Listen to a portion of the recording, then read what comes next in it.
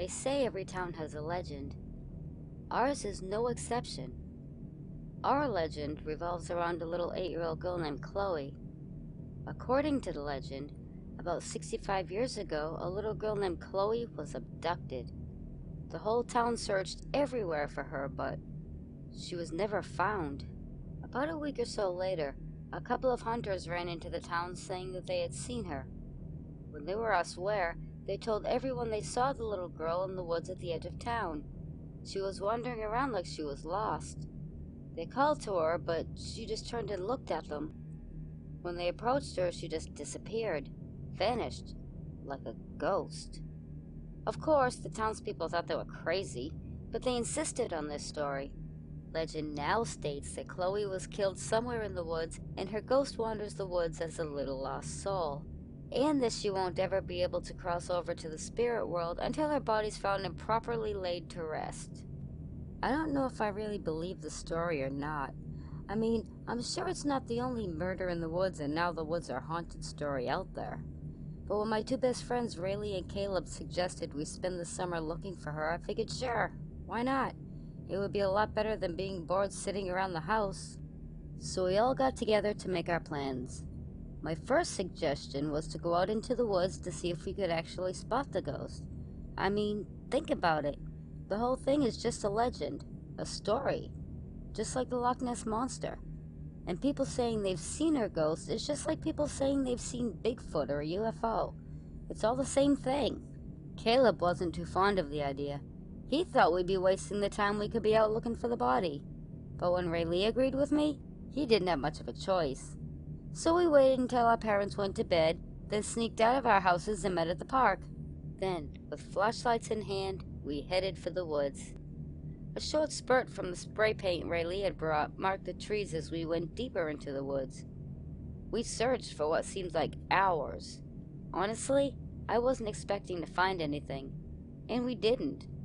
At about 3 in the morning, we started heading back out of the woods, following the pale blue spots on the trees. Did you hear that? We all stopped and listened. All we heard were the crickets and an occasional bat or owl. I don't hear anything. Just listen. It sounded like a little girl. I rolled my eyes at him. If he was trying to scare us, it wasn't working. It was probably just some animal. Now come on, my dad gets up in 3 hours and... My blood froze, and from the look on Rayleigh's face, hers did too. For a minute, we just stood there staring at each other, none of us knowing what to do and no one daring to move. Rayleigh's eyes grew bigger as her stare moved past me. Her mouth was moving a little, but no words were coming out. Turn around. She's... He couldn't finish his sentence. I turned nervously. The flashlight dropped to the ground. About 50 feet away stood a little girl. Her dress was old-fashioned, torn, and dirty. Her face and arms were dirty, and she was looking back at us. It was her. It was Chloe. The legend was true. We just stood staring at her, and she faded away the way ghosts do. Do you believe us now? Oh my god, we gotta tell someone. No, we can't. We have to. Rayleigh, stop and think. First of all, who would believe us? Absolutely nobody. 2, if we tell anyone we were out here at this time of night, we'd be grounded for the entire summer, and we'd be banned for the woods for life, and then we'd never be able to help her. We don't tell anyone anything. We're just gonna go home and try to get to sleep, and tomorrow we'll begin looking for the body. Exactly how we were gonna look for her, I had no idea. The woods were 3 times bigger than our town. She could be anywhere. Buried, stuffed inside a tree. For all we knew, she could have been cut up and strewn throughout the entire area. There was only one way to figure this out. I knew there was no way I was gonna get any sleep, so while I laid in bed, I began researching anything and everything I could find about the woods. First thing in the morning, we met at the park, and I told them everything I learned from the research. There's a river that runs through it? Where? It's about 6 miles into the woods towards the east. It would take us all day to get there. We'd never have time to look around. Give me a minute. I'll think of something. Caleb and I waited impatiently as she paced in thought. We exchanged glances as she pulled out her phone and began to text. After several minutes, a triumphant smile appeared on her face. Both of you, go back home and tell your folks we're going on a camping trip with my cousin Paul. If they say no, argue he's almost 30 and the camping is at the camping grounds in Warden Heights. Gated, monitored, security guards, the whole 9 yards. That'll give us a whole week to search the river and as much for the woods as we can. To my surprise, my parents didn't give much of an argument about going on said camping trip. They asked the expected questions, and when they got their answers, their biggest concern was mosquito repellent. So I packed a few provisions, a few changes of clothes, some bottled water, breakfast bars, and some other snacks, and went back to the park. As always, I was the last one there, but I was also the best prepared. I had even remembered to pack a couple rolls of toilet paper. Apparently, all Caleb thought to pack was a couple of flashlights, a bag of chips, and an energy drink. Okay, let's do this. Caleb was right. By the time we finally found the river, it had taken all day and the sun was well into the process of setting.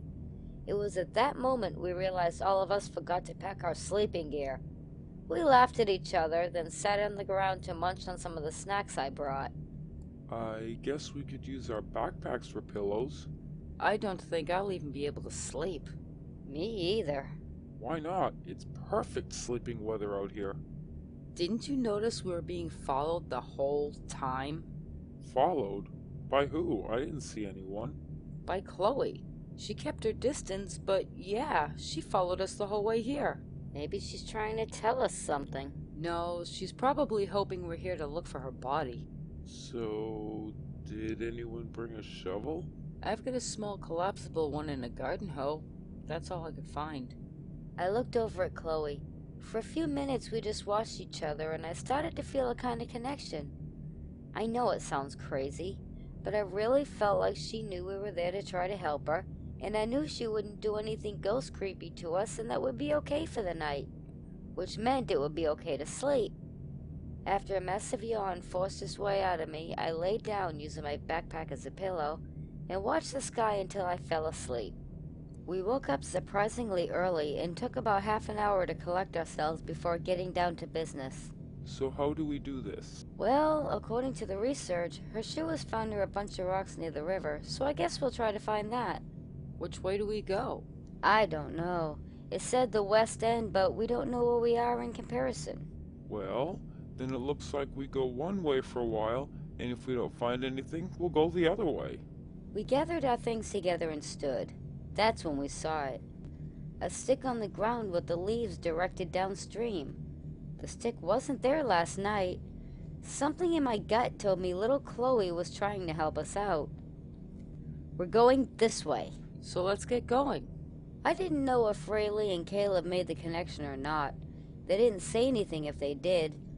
After nearly 5 hours of walking, we were just about to give up and go the other way when the patch of large rocks came into view. When we reached the rocks, we searched everywhere, but we found nothing. So now where should we look? We had spent hours searching the whole area, but her body wasn't there. Guys, look. We looked to where she was pointing. The little girl ghost was standing on the other side of the river on top of a tree that had fallen some time ago. When we started toward her, she faded away, leaving us to figure out the rest on our own. We looked around the tree first, then used Rayleigh's hoe and shovel to dig small trenches under the tree. Again, we found ourselves completely empty-handed. A light splash in the water caught our attention. It was just a small turtle, but something told me to keep looking. I stood right at the river's edge and strained to look into the casually moving water. What was that under the thick branch? A white rock? Some kind of white water plant? A waterlogged stick? What are you doing, Sierra? You see something? I think so. I don't know. It's probably nothing. Probably just a stick. But I'm gonna check it out. I stepped into the water, shoes and all. It took me a few minutes to snap off all of the little branches that were in the way, even with Rayleigh's and Caleb's help. Once they were cleared, I knelt down. The water was only to my waist. Now the thing I saw looked like a white stick. I reached into the water and gave it a light pull. It was stuck, but after moving a few rocks from under it, it became loose enough to move, and I pulled again. A shrill scream erupted in the air as I jumped backwards, falling into the water. In a panicked frenzy, I scrambled out of the river. Oh my God, Sierra, you found her. Yeah, I know. Are you okay? I'll be fine. Just give me a minute. I sat on the ground as I tried to regain my composure. A minute later, the shovel landed beside me. We'll get her out. You can start digging. I didn't argue. I knew I would only lose it again once she was completely freed. So as they went into the water, I stood up and started digging. I didn't think we'd have to go too deep. 3, maybe 4 feet at the most, since it was only a skeleton and not a completely intact body. By the time they were able to pull her out, I was done digging. It wasn't a perfect rectangle the way the grave should be, and the bottom was far from being a nice smooth surface, but it was the best I could do. While they worked to carefully carry her remains to the grave, I dug through my backpack to find a little stuffed bunny I'd brought. All 3 of us gently placed her into the grave and situated her as well as we could. Then I placed the bunny in her little arms. What's that for? It's for Chloe, so she'll have something to keep her company. That's really sweet, Sierra. So, do we say a few words before we cover her up or after? I stood at the foot of the grave and looked down at the bunny-hugging skeleton of the 8-year-old girl. I'm glad we were able to find you. Thank you for your help. I hope this will be considered as a proper burial. We didn't want to call the police or anything because then they'd come and take you to a lab and they'd do all kinds of tests and it would be weeks or months before they buried you if they even did at all. We don't know what happened to you, only you know that. But please know that whatever did happen wasn't your fault and that everyone in the entire town looked for you for a long time. And once I get back home, I'll write a story about you for the town paper. I'll be your voice in all of this, I promise. And we hope that you can finally rest in peace. After a few moments of silence, we began to fill the hole. Me with the shovel, Rayleigh with the hoe, and Caleb with his hands. Rayleigh went over to a bush of flowers, picked the fullest branch, and set it on top of the grave as Caleb rinsed his hands in the river. Guys, there she is. We turned to see little Chloe standing on the other side of the river with a little stuffed bunny in her arms. A light smile appeared on her face as she gave the bunny a hug and faded away. Without a word, we gathered our things and started back home. I don't know what I'll write in the story for the paper. I don't know any of the details, but I'm sure I'll come up with something for her, because I'm her voice, and she will speak, loudly.